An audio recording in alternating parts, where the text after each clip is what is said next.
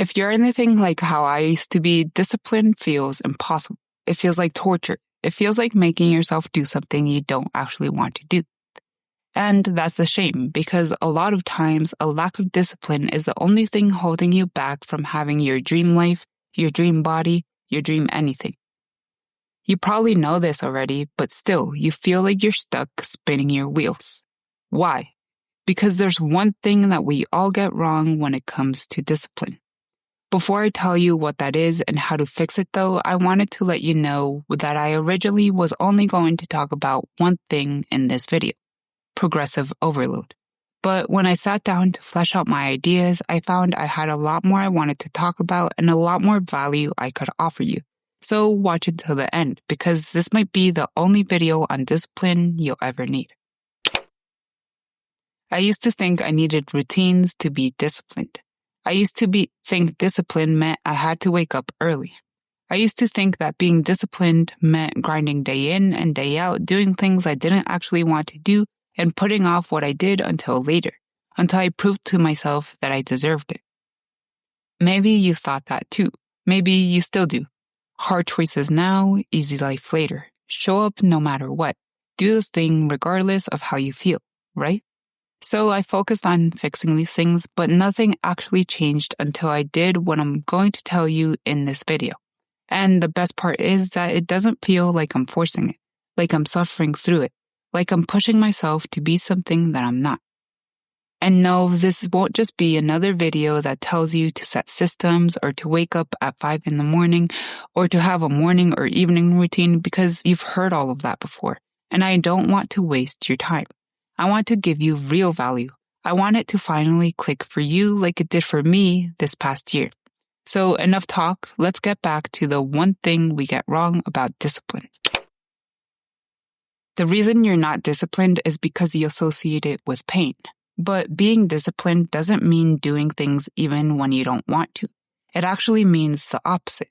It means prioritizing your dreams and not letting them be overcome by inferior desires like staying in your comfort zone and feeding your impulses.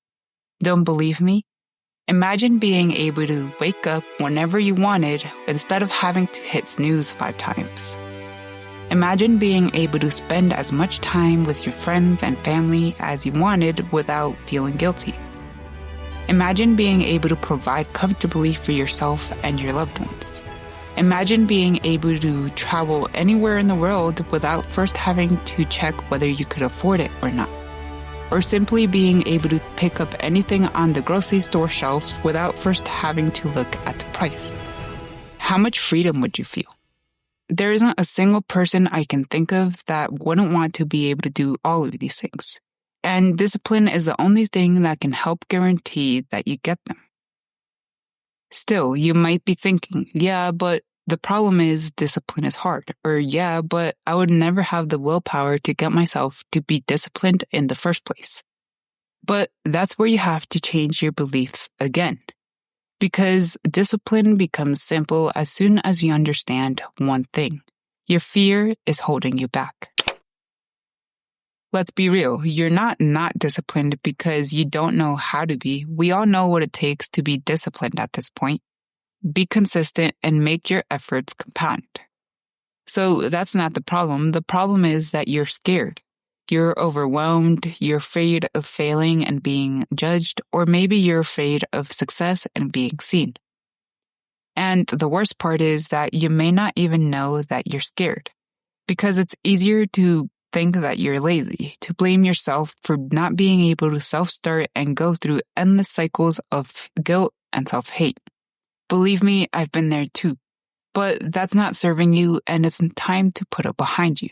The point of discipline isn't to make you feel bad for not being able to achieve it. It's to unlock the potential that you know you have. This is why discipline is actually on your side, because it helps you overcome all of these things. Overwhelmed, start small. Afraid of failing, keep going. Afraid of being judged, prioritize the process. Afraid of being seen, build slowly. Afraid of success, you succeeded the moment you showed up. So remember, distractions aren't necessarily always caused by a lack of focus. Sometimes they're just the coping mechanisms you use to seek relief from the discomfort of confronting your fears and limitations. But now that you have your mindset right, I want to give you practical advice about how to start being disciplined no matter where you are in life or the type of person you are.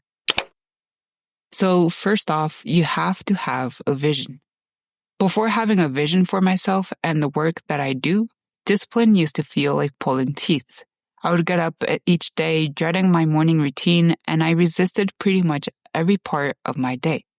But what I didn't understand was that it was just the type of discipline I was trying to imitate that felt like pulling teeth to me. That realization can be broken down into two parts. Number one, the type of discipline, which, if I'm being honest, was blind discipline. And number two, to me. So this flavor of discipline might work for other people, but it wasn't a good match for me and my personality. And that's the thing that no one talks about. Discipline on its own isn't enough. You have to pair it with vision for it to be any good. Otherwise, you'll take off running only to find out 100 miles later that you're running in the wrong direction. Or worse, you may not start at all. This is because discipline gives you momentum, but your vision gives you purpose and direction. For me, my why is that I want to help people create and live the life they know they want, but are too afraid to pursue. Knowing this makes it a lot easier for me to stay on track with my goals. I'm no longer just ticking off daily tasks because I have to or because that's what a disciplined person does, but because if I want to encourage others to live life differently, then I have to do it first. So if you don't have a good reason behind the work you do, then I encourage you to search for it.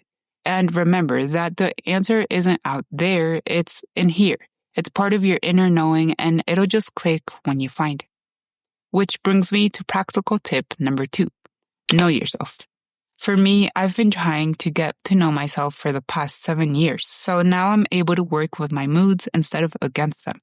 And I've learned to give myself grace instead of expecting perfection. Practically, something you can do to achieve both of these things is to try having 2 to-do lists, an easy one and a harder one. Once you make them, you can always just tackle whichever one is appropriate according to your level of motivation and mood. This is what leads to consistency and discipline, not expecting yourself to always have the same level of output, but committing to always having some sort of input. This way, you can maintain a base level of momentum and avoid having a 0 day too often. Though, of course, allow yourself to have those too and give yourself grace when you do, knowing that mental, emotional, and physical health sometimes need to be prioritized, and it isn't all just about being productive and getting things done on the work/business end. Along those lines, tip number 3 is to learn to be flexible.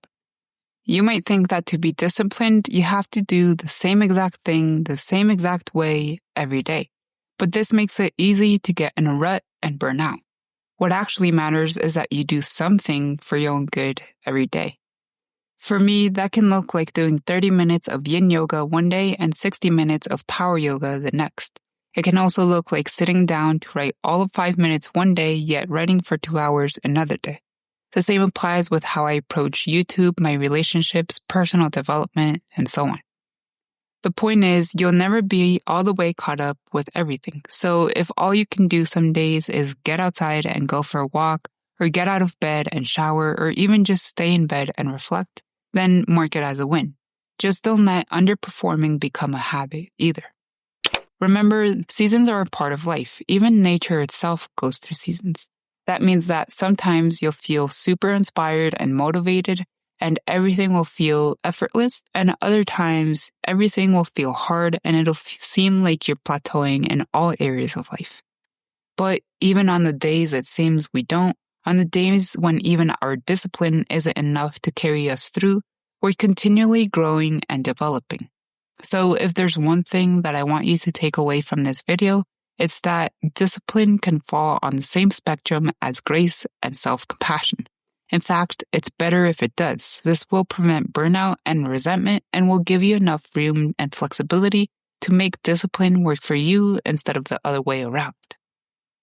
As a recap, I've written down all the main points I went over in this video, so if you want, go ahead and screenshot them. If you like this video, let me know in the comments. And remember, discipline isn't about being perfect. It's about showing up consistently because you know your vision is worth it.